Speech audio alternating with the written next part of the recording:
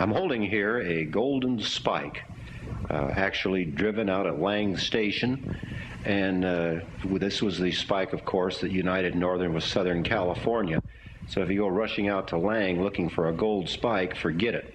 We've got it here. Around me, we're trying to recreate the way train station ticket offices would have looked in the 1880s, 90s, early 1900s.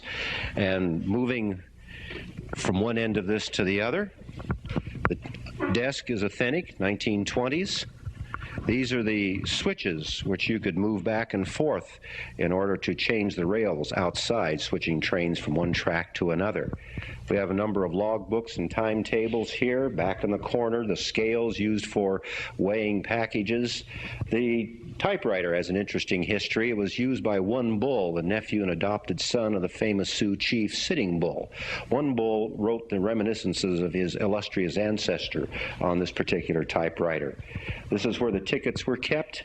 Down here is a telegraph key, telephone, and of course a radio that you could turn on and perhaps listen to Amos and Andy or I Love a Mystery, Glenn Miller. And what is out of sight down here in the corner is the bell off of the engine from outside. I'll give you a little taste of what it sounds like. How was that? And again, out of sight, the old switchboard back up here on the corner.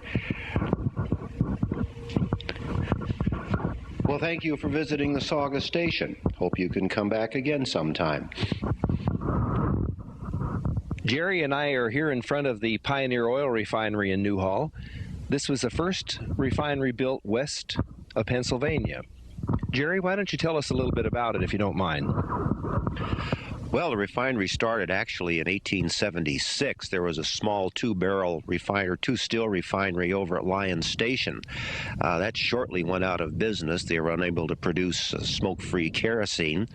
2 years later, Demetrius G. Schofield came down from San Francisco. He was at the time general manager of the California Star Oil Company, which was the big operator in California at that time. There was oil pouring out of these canyons, you might say, out of Pico Canyon, out of Towsley, out of Placerita, and the railroad came through just to the east of us here, about a quarter of a mile from where we're sitting. This was an ideal spot to locate a refinery, and so they built it. 1878 is when it was completed. They used the two existing stills from Lyon Station and brought two more out from Pennsylvania. The work was under the direction of John A. Scott. Scott was a refiner in Titusville, Pennsylvania, and really knew what he was doing. He had a lot of good Eastern expertise. So no sooner were they completed than they began production, and by George, they were showing a profit. This was about the first time California Star Oil really showed a profit. The company, of course, was based in San Francisco. In time, the refinery was phased out. What they did was they settled all of their refining at Alameda Point, and this just sort of fell into rack and ruin.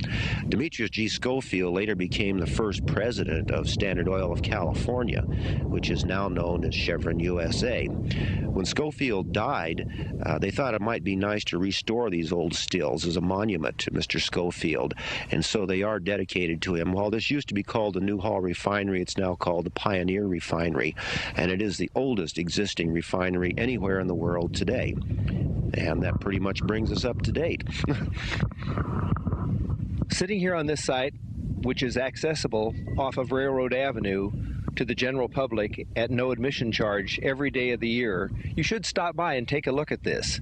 It's really, really a monument to Mr. Schofield.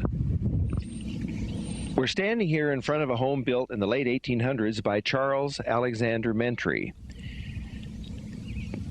This house is located in the upper edge of Pico Canyon. The lady who lives in this house is Carol Legacy. Carol, why don't you tell us a little bit about some of the unusual features of the house? Good morning, Tom.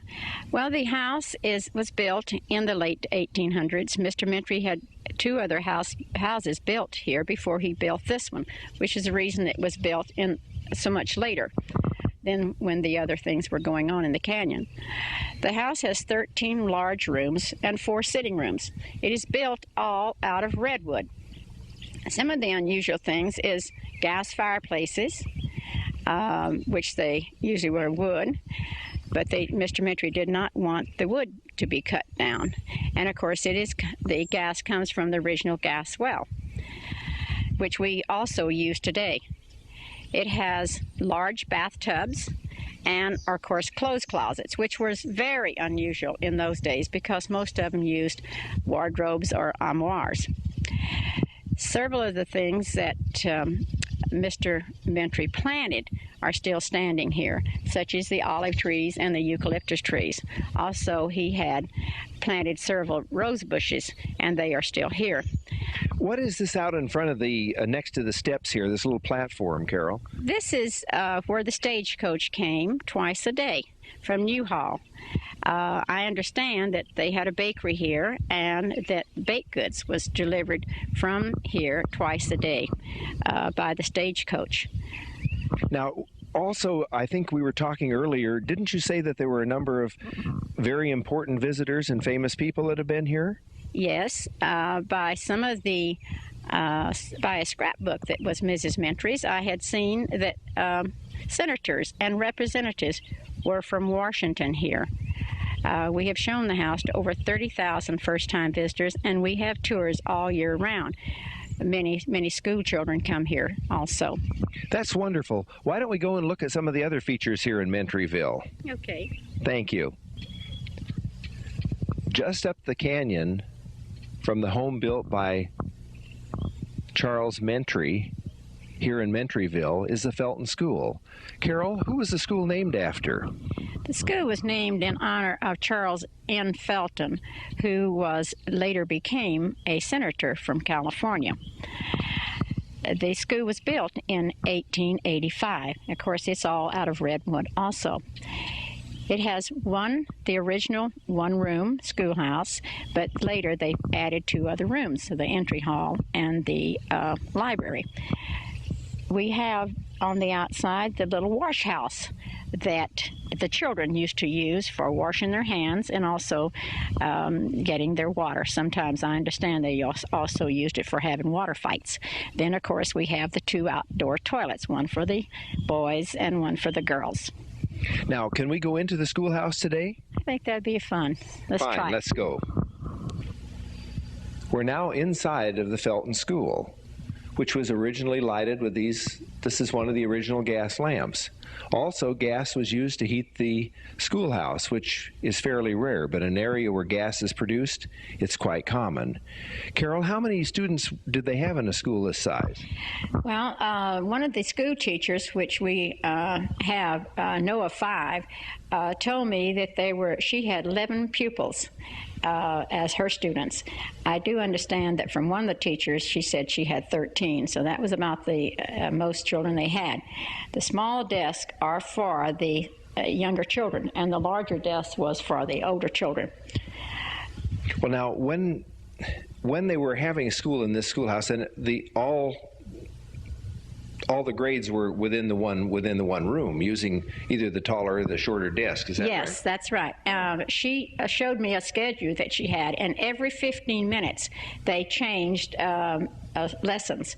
And she said some of the younger children would also listen to the older children, and they actually caught up with them and was able to advance in their grades by listening to the other children. This is the way early education was here in the Santa Clarita Valley. Interesting, isn't it? We're standing here in front of the oldest continuously producing commercial oil well in the world today. This well was drilled somewhere in the 1800s. And how was it drilled, Frenchie, and what year was it drilled? In 1875, they drilled it first with spring poles. And right in front of this casing here, they had 2 other little casings, which we plugged off years ago. But it was deepened in 1876 with the cable tool and steam. And they was able to improve the production from 2 barrels up to about 22 barrels a day, which was a substantial increase in production. Well, now, do I understand correctly that with a spring pole, it's actually man-powered? That's how the hole was forced into the ground? Yes, it was 1 man on each side of the pole pounding this cable down in with a bit. and a bucket type thing, and it would bring out the dirt that way. It's very, very slow, and it can only go a certain amount of depth. Mm-hmm. You were saying that the well is now producing about a barrel a day for its 4 hours that it's actually run each day. Is that enough to commercially pay for the well? Yes, the cost of electricity and running it with a more modern unit here, it still comes out as a profitable venture. That's wonderful, and you've seen it right here in the Santa Clarita Valley.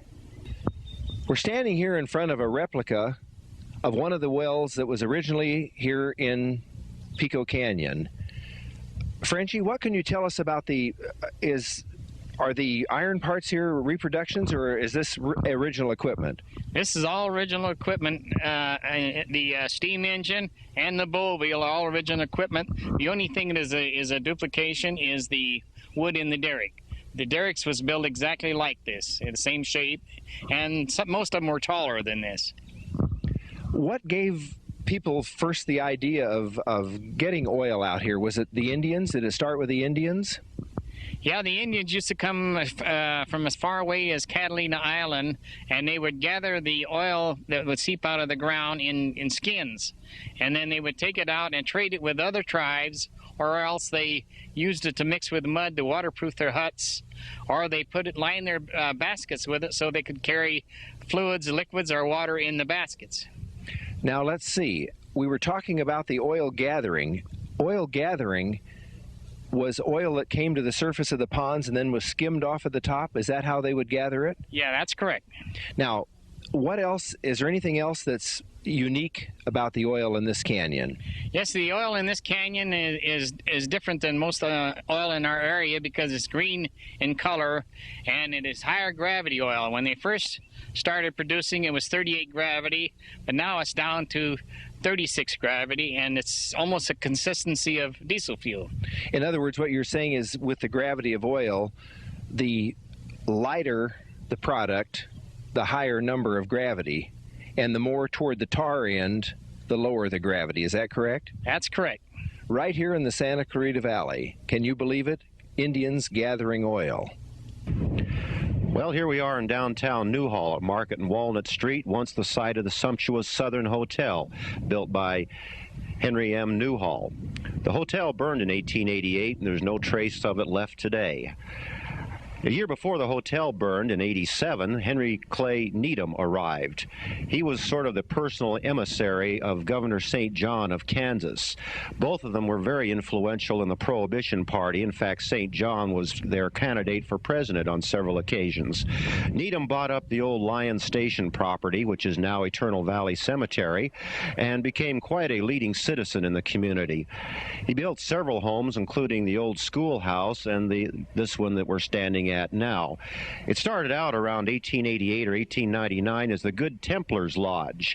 Later was sold to Ed Pardee. Pardee came down from Pico Canyon, where he had been an oil driller with Mentry and all that gang out there. This was the Pardee home for a great number of years and really a social center of the community. After the Pardee elders died, the building went to their daughter, Pearl Pardee, later known as Pearl Pardee Russell, who was the Grand Dam of Newhall in the early days. Later, the Pardees sold the property to the telephone company. This was the Telephone Exchange Building until it was taken over by the Boys and Girls Club of the Santa Clarita Valley. Today, it's the Chamber of Commerce office, and it's still sort of a social center, even as it was in the days of the Pardees. We're right in the middle of downtown Newhall, standing in front of the first jail in town. This building is no longer used as a jail, but used as an attorney's office. Kind of a fitting end use for an old jail, I would say. This building dates back to the early 1900s, we feel. There's no actual documentation that we've been able to find to pin the date down very close. But from the reinforcing bar, or lack of reinforcing bar, and plain steel sucker rod, which was occasionally used in that day, we know that this building dates back till to the early 1900s. We have with us to tell us some of the stories of what went on in that day and age, Darrell Haskell. Darrell, what can you tell us about the law enforcing and the things that went on around this building and your memories of it? Well, the law enforcing, man, there weren't very many officers as such like we know today. But so they had small arsenals, you might say, like I can speak for the one in Saugus. And if a desperado or something came up, well, they would just deputize people right on the site, hand them a gun and say, go get him. And of course, then when they made an arrest in Saugus, why, in the mid-20s, Johnny Seltzer would call Newhall, and a Mr. Pilcher would come down, pick up the prisoner, and bring him down to this jail and put him there for overnight or until arrangements were made to handle him otherwise. And are there any other stories about law enforcing you can tell us? Oh, yes.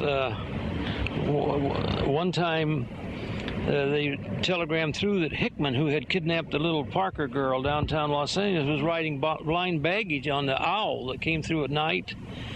So Zoom, they made a stop with the train on purpose, and then they were there to flush him out, and they beat it.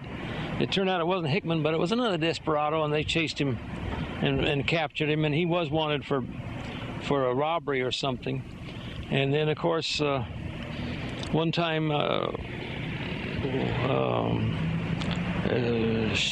believe he was Ed Brown, and he was a law officer, and he was called up what we call Railroad Canyon to the scene and to pick up someone who was kind of making a little nuisance of himself from an old family who was part Indian.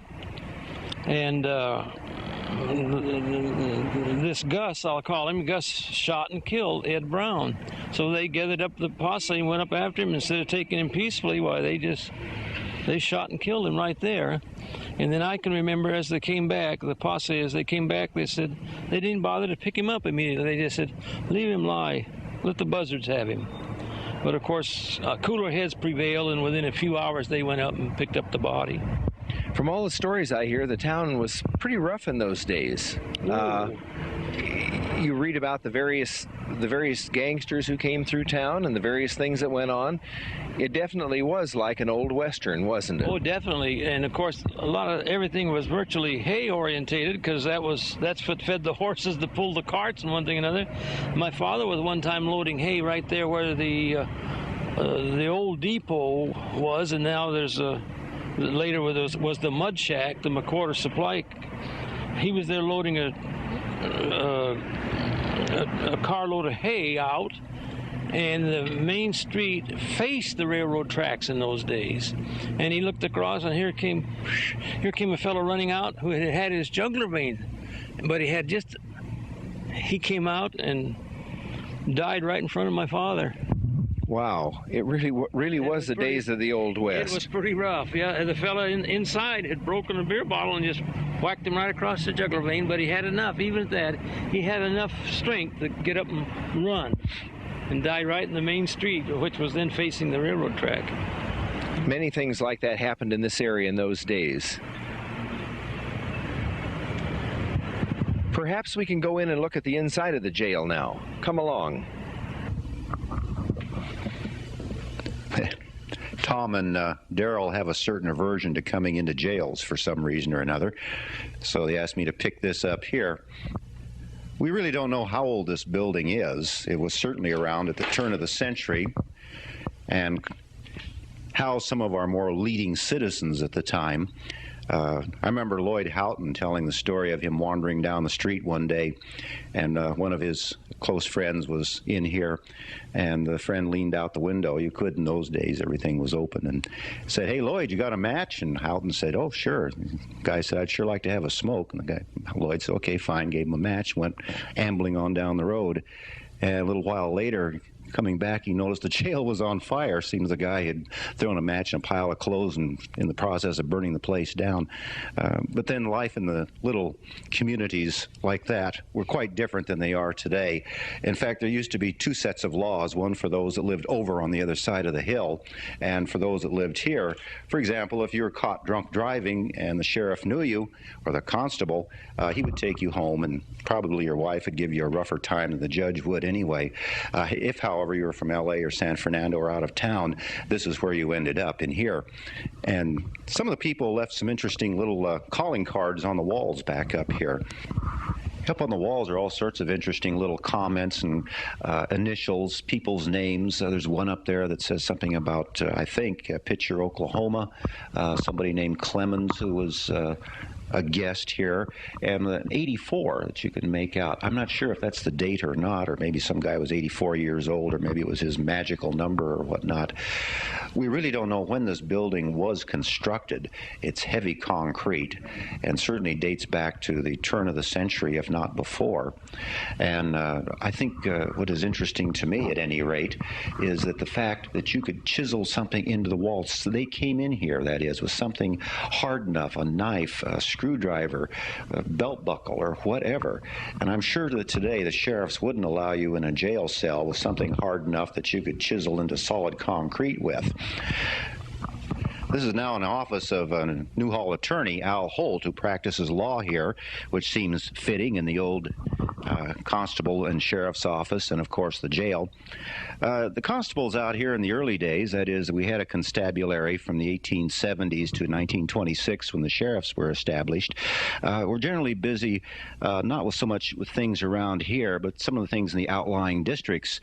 For example, they used to go run up to Sandburg all the time on the Ridge Route and arrest people for gambling up there and other things. Also, they had a lot of trouble during the 20s. This was the time of Prohibition, you'll recall, when people weren't supposed to be drinking alcohol. Well, these hills, it seems, were just a forest of illegal cookers where they made moonshine whiskey. And one of the more interesting, I think, of the escapades that occurred out here was a truck. And on the back of the flatbed was a cooker for alcohol, big copper tubings and stills and everything sitting out there. Well, every time the sheriffs or the constables got a line on where this cooker was, all they had to do was just drive it up to Lake Hughes, and they couldn't find it. They had a little trouble, too, in 1921. The Jenks Harris bandits robbed the Piru State Bank and ran over to Castaic, where they were eventually captured by a local fellow named Constable Pilcher. Pilcher was an interesting character. He was a constable, and during his long career, he was involved in a number of shootouts. One of the more interesting ones is right here on this desk. This is the full and complete report that had to be made out on September 14, 1924, and this involved the death not only of a, well, in those days they didn't refer to them by the polite terms that we do today, desperado, but also of his own deputy, Ed Brown. It seems that a fellow had been bothering a lady up in Railroad Canyon, and Constable Pilcher and his deputy Brown went up to tell the guy to, lay off the girl. She isn't interested in you.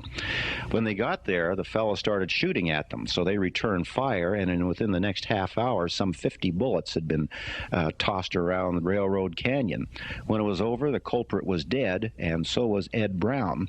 This is a photograph of Deputy Constable Brown, taken about a year before his death, and you can see they didn't wear uniforms in those days. They did have big badges, though, and you can certainly see the gun he's carrying, and that's what told you that he was a cop. Otherwise, you wouldn't know. Curious thing about Ed Brown, which you would never hear of today in L.A. Police Department, that's for sure. His funeral was conducted by the Ku Klux Klan. As for Constable Pilcher, it seems he and another deputy had gone up San Francisco Canyon because there was a report of a break-in one of the ranches up there. Well, the constable and his deputy arrived. They checked everything over. It seemed to be quite all right. Just as they were leaving, this immense lizard, must have been an alligator lizard, went running across the floor, and the two men bent over to look at it. It went under a bed, and as they were bending down, the deputy constable's pistol fell out of his shoulder holster and landed on the ground. His second had hit, it discharged, it threw a bullet into Pilcher's head, and they said he was dead before he hit the ground. And this is kind of interesting, isn't it? A man who had survived shootouts in the Old West, gun running and prohibition here in the Newhall area, to be killed, you might say, by his own deputy, an accident, and a mighty big lizard. We're standing here on the porch of the Walker cabin in Clarita State Park. With me today, I have Melba Walker Fisher, who was born here in this canyon several years ago. Melba, why don't you tell us a little about your family in the canyon here? Oh, yes, okay. It was quite interesting, and approximately 1920 was the year that my father built this little cabin. And so, of course, I was the sixth in the family to be born, and I was born about 1 mile up the canyon. And so we lived here for many years after that. And okay. Melba, there's a story that I've heard that you tell about Vasquez when he came through the canyon here one night. Would you like to tell us that story, please?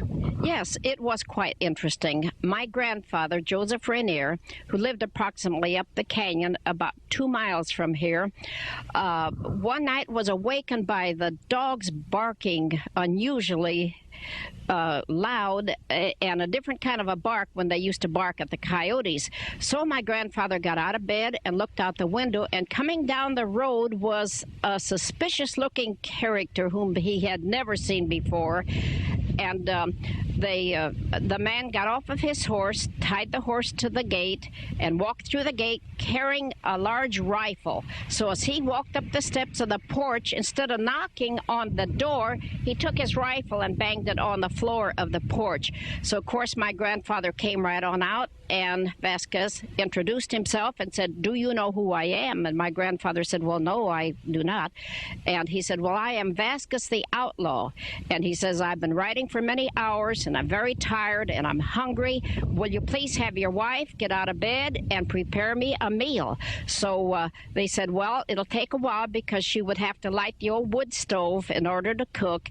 And he said, "Well, now the weather's been very dry, and there was no water to water my horse, so will you please take my horse over to the watering trough and water him? And while your wife prepares the meal, then I will lie down on this old cot which was on the porch and take a little siesta. So you wake me up when the meal is prepared," and which they did. And of course, this was all done in Spanish. My grandfather could not speak English, and of course, Vasquez was Spanish, and my father could speak and understand fluent Spanish, so they did get along quite nicely. And so he stopped a few other times after that before he was captured. Thank you, Tom. Thank you. That's a very interesting story, Melba. We're on the front porch of William S. Hart's retirement home, high on a windy hill overlooking the community of Newhall. Certainly the resident expert on William S. Hart is a fellow who goes by the name of Buffalo Jim Yapel. Gives tours through the place and is presently the president of the Friends of Hart Park Association. Let's see if Jim's around. There he is. How you doing, Jim? Pretty good, Jerry. Well, as I mentioned, you're the expert on Hart, and you might want to give a few choice words on where William S. Hart came from, his career, and why he came to settle here in Newhall in this truly magnificent home. Yeah, thank you, Jerry. His full name was William Surrey Hart. He was born on December 6, 1864 in Newburgh, New York. However, his early life was spent out west, the wild and woolly west, and which at that time in the early 70s would be Wisconsin and Minnesota, and he made one excursion into South Dakota. However, the country was pretty well unsettled, and this is where he acquired his interest in the Western lore. He spent probably until his 13th year out west, and then he returned to New York City and subsequently became an actor on a legitimate stage doing all the Shakespeare things, and even became a cowboy on the stage, and he was sort of typecast. After his first role as Cash Hawkins in The Squaw Man, he was typecast, and it was just one cowboy role after another until he went into movies. In 1914, he discovered a new art form, motion pictures, and decided he wanted to be a part of that, so he talked his way into the motion picture business, and in the next 11 years made about 68 to 70 films. Not all Westerns, however. Some of them dealt with other subjects, but the Westerns were definitely his most popular films. His last film was called Tumbleweeds, and it was released just prior to Christmas in 1925. And Hart was about 60, he just passed his 61st birthday. So he decided to retire and go into a period where he could rest up. This getting up every morning and doing all this writing and everything was quite a project. So he decided to retire, and he'd bought the land that we're standing on here in 1921. He had about 230 acres originally, and we've added some property to it since. But it was quite a nice piece of property, and he and his sister designed this house and had it built, and it was finished in 1928, and they moved in. Bill lived here the next 18 years of his life, and when he passed away, he wanted his fans to have the property back, so he selected Los Angeles County as custodian for his fans and willed the property to Los Angeles County. Now, we maintain it as a museum, a William S. Hart museum. It's filled with his personal belongings and his personal art collection of Western art. We have all of the better-known Western artists on display. There's some 18 paintings by the famous cowboy artist Charlie Russell here in the house. So we do our darndest to keep the place together, and it's quite an entertaining museum to visit. The park also boasts a barnyard that's filled with all kinds of exotic animals that we have a lot of the inner city children come up here to see a cow, so, you know, a three-dimensional cow and a three-dimensional horse rather than just a picture of one. Well, thanks very much, Jim. And of course, there were a great number of well-known stars up here at one time or another visiting Mr. Hart. I think he served more or less like a consultant, you might say, in a lot of films. And I know I've seen pictures of Will Rogers and Barbara Stanwyck and many others up here at one time or another. Standing here on the edge of the Placerita Road, just below Placerita Park, I have with me Lorraine LaSalle Brunzel, whose family has lived in this area forever. Lorraine, like myself, was born in Newhall. Both of us are here looking down into the Disney Ranch, the Golden Oak Ranch, and we're going to talk about the movie industry as it was here in Newhall in the past and as it is here now. Lorraine, did you tell me that you had actually worked here at Golden Oak Ranch at one time? Yes, I did. I worked here on a Johnny McBrown picture, doubling the leading lady. Many of the Westerns were filmed here. In fact, most of the Westerns were filmed here within the Placerita Canyon. Part of the films were done here on Disney Ranch, and the other part done down on what at that time was known as Monogram Ranch, which is now Melody Ranch and is owned by Gene Autry. Now, out on the ranch, out in the edge of Highway 99, as it was called then, Interstate 5 as it's called now, on the LaSalle Ranch, didn't they use a lot of your dad's cattle and things for movies? Yes, they did. They used his cattle and his horses, and we girls wrangled the cattle and the horses. On that, Harry Carey made a lot of pictures up there, Tom Mix, Johnny McBrown, Tom Tyler. There was a lot of the old Westerns made up there on the ranch. That's interesting. It's interesting to have an eyewitness to these things here with us today. Perhaps we should go down the canyon a ways and look at the old Melody Ranch, or the now Melody Ranch, the old Monogram Ranch, and we'll talk a little bit more about the industry down there, okay? Sounds good. We're now standing in front of the Melody Ranch, which is now owned by Gene Autry Enterprises. At one time, this was Monogram Ranch, but that's been back a while, wasn't it? Yes, it has. This was probably the heart of the movie industry for many, many years here in the canyon. Monogram shot here many, many days a week. Sometimes they were working 6 and 7 days a week up here. Then you also worked here in the commissary, didn't you, Yes, when Chuck Hayes owned the... Yes, I did. And I also drove a team of horses on the street here when I was 12 years old. Wow. You can see behind us here the little Spanish village that's been here for years. The main street was burned in a fire some years back and has never been replaced, and probably never will be replaced. Another example of what went on in our community here in the years past. Here's one of the chunks of the St. Francis Dam disaster. We're about a half a mile below the face of where the dam once stood, and this rock was propelled by water down through the canyon. Watch along here, and you'll see some of the other rocks that are along the edges of this little valley. And if you look high up on the hill, you can see that straight line across, which is the top of the dam. A very impressive sight from here. If you drive up San Francisco Canyon about 9 miles from its junction with Saco, you'll find this odd-looking clump of what looks like rocks from the road. Driving by, you probably wouldn't even pay any attention to it. It just looks very much like part of the natural landscape. But this is the base, or what is left, of the St. Francis Dam that collapsed in 1928. You sort of have to imagine this monument, you might say, towering 170 feet ahead over my head, the stair steps down the front of it. And then, of course, that dreadful night in 1928 when the dam finally collapsed, sending a wall of water clear up to the tops of these canyons, cascading down the hillside. Nobody knows how many people were killed in the disaster, perhaps 500. In its wake, communities of Saugus, of Frew, of Fillmore, and Santa Paula lay devastated. It finally emptied after 5.5 hours into the Pacific Ocean near Ventura.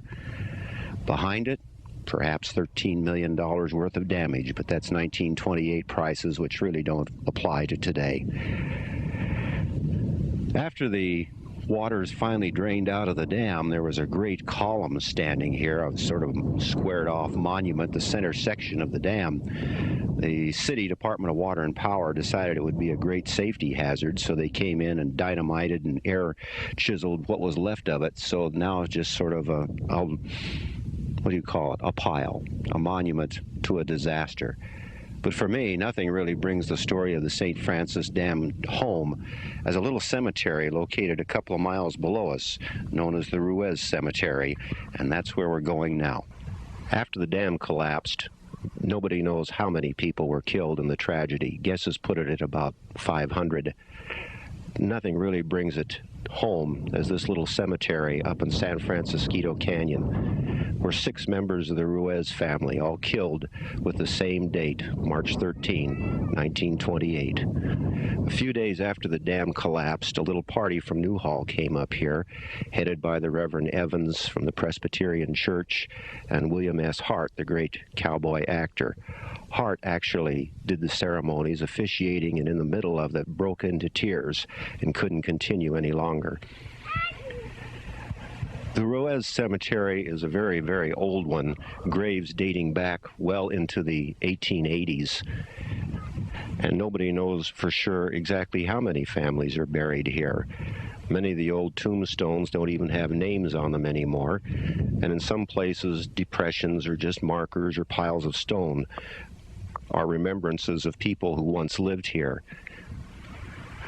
I think really fascinating is one of the Nebe Ruiz, who was born in 1795 and passed away in 1905. 120 years old. In a moment, we'll take a look at that tombstone. Next to the tree is a bench for people to sit, contemplate, and perhaps visit with their ancestors that are buried here today. Of course, the cemetery is very old. There are other people besides Ruiz's buried here. There's Cordovas, there's Lebruns, a lot of the old names in the Santa Clarita Valley. This one in front of me is Nebez Ruiz. She was born in 1794 and died in 1904. Isn't that remarkable? 110 years old. Others are buried in the fences here, and in back of us are the Pereiras family. Some beautiful old monuments. People who currently own this place are the Pontons of San Francisco Canyon, and they've had some curious experiences living up here in the old cemetery or near, but I'm going to have a word with them in just a minute.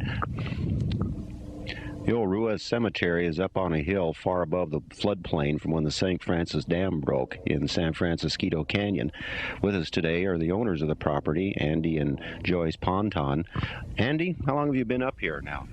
We came up here about 7 years ago. And at the time when you arrived, you mentioned something about having some problems with people coming in here that weren't authorized, so to speak. Well, yeah, this was a very remote area, and the teenagers used to come up here at night and have parties. And, Great place for a party. not for my parties. And they had a tough time getting used to the idea that this was not public property anymore, that it is private property. And so the first couple of years we were out here, we had quite a few incidences of them coming up and still wanting to party here on the property, in the cemetery. And they were actually in here vandalizing, breaking the things up, carrying off the tombstones and that sort of thing. I guess probably they were drinking booze and taking dope, and when you get in that condition, you don't know what you're doing. They would take tombstones, break the tombstones. Even one night they tried to dig up one of the tombs. Strange. That is strange. And then that's not my cup of tea. No, I can find more exciting things to do than that. Me too. And as far as you're concerned, Joyce, you've had some other experiences of people that you really can't quite identify as easily as your husband Andy can, right? Yeah, I think the time it really started and we started noticing that there was something going on here is when I came out one morning to feed the horses, and a big bathtub, it was made out of cast iron, had been moved from one direction and moved out about 10 feet and was facing in a different direction and was now in front of the gate, and it was still full of water. The corral was all sand and dirt, and if it had been drugged, it would have left prints in the ground, and there were no prints. It obviously had been picked up and moved. It took 4 men to get it off the truck and place it where it was, so it would have taken at least 5 or 6 men to have moved it to the position I found it, because it was still full of water. Well, in the first place, there'd be no reason to move it. In the second place, there weren't any footprints or drag marks or anything. Nothing. No. No water even spilled. No water even spilled. Yeah, and then the second thing that really made me realize that there was probably some kind of a spirit here, we ended up calling the little spirit Mary. When we were painting the house, I was painting the top part of the door jamb, and I looked down, and in the wet paint close to the bottom were little fingerprints. Wow. And we didn't have any little children around, so there was no reason for there being little ones, little fingerprints there. I painted over them after I showed them to everybody. You saw them too? Yes. They were there. They were there. And then there's babies crying in the night. My daughter says that she has gotten up and walked around at night outside because she's heard a baby crying, and she'd go out to see if there was a baby outside that had maybe been abandoned or what, and she says no, that after a while it just goes away, and there is no direction that it's coming from. It's just there, like it's traveling in the air or something. Well, none of these sounds or anything come from here in the cemetery, though, do they? No. Never had any ghostly visitations up here in the cemetery? Right? No, not that we know of. Huh. This seems to be the most peaceful place on the property. Well, that's strange. You would think if any place would be haunted, be up here, but it's all down there in the floor of the valley, right? That's right. Down there, yeah.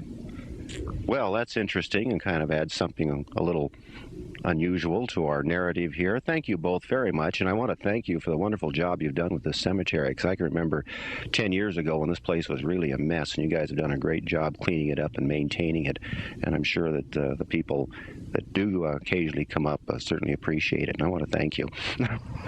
It doesn't look like much today, but for many years this was the main north-south route you get from Los Angeles to Bakersfield. It was called the Ridge Route, built in 1915 by California Department of Transportation. The trail was actually blazed, interestingly enough, by a fellow named Lewis Clark. It cut a number of miles off the old route up San Francisco Canyon, but certainly served the community well. The Auto Club, when it opened in November of 1915, figured out there were 342 curves between Castaic and Gorman. When they added all the curves together, they came out with 97 complete circles. There are a number of places to stop up at the Tumble Inn, and of course the most impressive of all was at a place called Sandberg, a big 2-story wood-frame Swiss chalet that featured everything from gaming tables to cooperative women in the back rooms. Aha. Before that, though, before the ridge route, the old road led up San Francisco Canyon. This was the route of course, stagecoaches of the Camel Corps that came down from Fort Tejon, and of the Butterfield Overland Stagecoach. They would have had time, certainly, to enjoy the scenery back in those days, riding along on horseback or camelback, or in a Conestoga or in an overland coach. The horses certainly represent those days gone by. It was between 1854, when Fort Tejon opened, and 1915, when the ridge route itself was completed, that you would actually ride horse and enjoy really the scenery just coming along. Of course, even after the Model Ts and Model As began going up the ridge route, they still had time. A lot of times they would boil over coming up here, or sometimes just stop and enjoy a little picnic lunch along the roadway. The ridge was abandoned in 1933. And it was replaced by old Highway 99. Now, on the far distant side of this picture, you can see a yellow water tank that marks Highway 99. That, again, was 3 lanes. You had a center passing lane, and it existed until 1972, when finally Interstate 5 came along and bypassed 99 and the old ridge route. A lot of people still refer to Highway 5 as the ridge route, although it really isn't, or as the Grapevine, which it isn't either. It's just plain asphalt and Highway 5. This is kind of an interesting place because you're actually looking at about 70 years of automotive history right here, where the old ridge route swoops down out of the mountains and touches alongside Interstate 5. The ridge you can still drive. It's an interesting sort of side road now, and certainly not as busy as 5. It meanders through the mountains. It'll take you up to the ruins of old Sandburg, to the remains of the Tumble Inn, and any place you see a grove of pepper trees along the ridge route, there was somebody living there, or somebody had a small business. For example, the Ridge Route Garage, all that's left of that is pepper trees today. The first 7 miles are in very good shape. They're well maintained, but after that, the road gets pretty rough beyond Templin Highway. There are washouts, potholes, landslides, but with a little care and caution, you can make it, and you'll have another adventurous and exciting day traveling a historic route in old California. High on a hill overlooking Castaic Lake looms the Castaic Visitor Center. Inside are a number of articles, artifacts, and photographs relating to the State Water Project, which is the largest water delivery system anywhere in the world. And if you don't believe me, you can check that with your Guinness Book of World Records. The lake itself covers 2,300 acres, and most people come here for recreation. There's boaters and swimmers, water skiers, picnickers, but actually the lake wasn't created for that. It is a drinking water supply. It takes care of the needs of the Santa Clarita Valley, Newhall, Saugus, Valencia, Canyon Country, and actually is channeled clear over into Oxnard and down to San Diego. The lake is impounded by a dam, which you may wonder why is not concrete. Well, concrete is not exactly safe in this kind of territory. We're in the middle of 2 earthquake vaults, the San Andreas to the east of us and the San Gabriel to the west of the lake. Because of that, the earthen dam is far more suitable. It's flexible. It can move around in case of a seismic event, while concrete would crack and fall apart. The dam itself is 325 feet high, and actually if you'd slice it in half, would look something like a pyramid. It's only 45 feet across the top, while it's 2,000 across the bottom.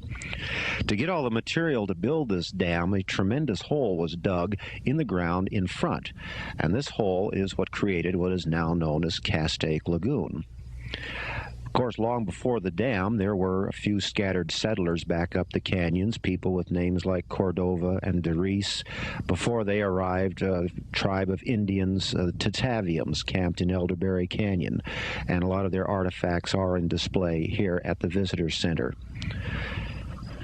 Castaic Lagoon, when it was created, in fact this was finished in 1972 and opened to the public in May, was all alone in the hillsides here. But you can see how it has attracted people not only for recreation but for residential use. The canyons that used to just be cattle ranches are now slowly filling up with tract homes. They started on the inner side of Interstate 5, jumped over, and are now right next to the lagoon itself. As for the property directly around the lake, that's all owned by the state of California, Department of Water Resources. So there won't be any homes directly on the lake itself, but they're sure getting close. This morning we've been sitting here talking about what's happened from a sleepy little village to a bustling, almost city, hopefully. The people in this area have always had a rather pioneer spirit. In the mid-40s, they formed a high school district, breaking away from Los Angeles city school system. At that time, a very daring thing to do. This morning, I'm here with Connie Warden and Jerry Reynolds, and we've been talking about all of these things. Connie, why don't you bring us up to date on what's happening with the new cityhood and the population explosion? I'll be happy to, Tom. We are today at 10,000 people in the Santa Clarita Valley. By the turn of the century, there'll be more than 200,000 people here. And still, we have no effective local government. The only government there is for the people presently in the Santa Clarita Valley is the big county of Los Angeles with more than 8 million people. We comprise only 5% of one supervisorial district. We tried in 1975 and 1976 to form our own county, which would have included all the communities here that we know so well: Newhall, Saugus, Valencia, Canyon Country, Castaic, Valverde, and even to the east, Agua Dulce. We were successful in winning the approval of the local residents, but we could not convince the rest of Los Angeles County to let us go, to let us secede, if you will. So now we're once again looking at local government, only this time with a more traditional approach, that of forming a city. And we are well on our way to having that become a reality. By 1987, there should be a vote on the issue of cityhood for the residents of City of Santa Clarita. We tried for a while to have a county out here. You'll remember that all too well. And of course, the local vote went very much in our favor. I think like 58%, as I recall. But of course, the rest of the county said, to heck with those guys. We don't want them out of our realm, our clutches, so to speak. So the rest of the county certainly voted against it. Tried twice, didn't quite make it. And of course, we've had problems out here with toxic waste dumps and with prisons trying to be put in our midst. We've got enough prisons as it is now. But I think now that we're finally getting this vote together, and Los Angeles County will have nothing to say about whether or not we want to incorporate, I think at long last we might become the masters of our own fate, so to speak. Thank you very much, Connie, for coming around and bringing us up to date, and maybe a year from now we will be a city. On the wall behind us is a map of the proposed cityhood formation, and you see it takes in a nice large area. We've come a long way across the valley from one end to the other, from Vasquez Rocks to the balcony at CalArts Institution of Higher Learning. From here you get a magnificent view out over the communities of Newhall, Saugus, and Valencia, with the dramatic framework of the San Gabriel Mountains in the background. It wasn't so very long ago, there was really nothing there. You can see how it is filling up with tract homes and shopping centers crawling their way across the valley floor. We have new buildings, the hospital, Henry Mayo Newhall Memorial Hospital. And then up on a little hill in back of it, you can see brand new housing, constantly moving, clawing its way along. And to think that most of these changes have happened within the last 10 years, Jerry. Yeah, really, it's been a phenomenal amount of change, as you say, and you can certainly hear the sounds of progress behind us. Speaking of change, even as we've made this film, we've seen changes. We've seen new tract homes, new shopping centers. We filmed the Mitchell Adobe. That's no longer there. That's been taken out now. So change is going on even as we talk. Remembering back when I was little, when a movie company was on the main street, it was really a big deal. Now we've got them every day, somewhere in the community. Yeah, they're even shooting here at CalArts as we talk. I know it's coming in. Of course, people used to run out to see the stars, and now they don't pay any attention to them anymore. They just say, you know, traffic's blocked again, those dad-ratted movie companies. What do you think the next 50 years will bring? I don't know. The way things are going right now, another 50 years from now, well, of course, there won't be any more development. It'll all be developed. And it will probably be like the San Fernando Valley or Orange County or something like that. Why don't we get together in another 50 years and update this film? What do you say? That's a date. Let's do it. Thank you for joining us on our little walking tour through the Santa Clarita Valley. I hope you've learned as much as I learned, and I was born here, but there's always more to learn if you stop and look around. Yes, thank you. We hope you have enjoyed this visual tour of the valley, while some of our landmarks still survive. And thanks for staying with us through all of this.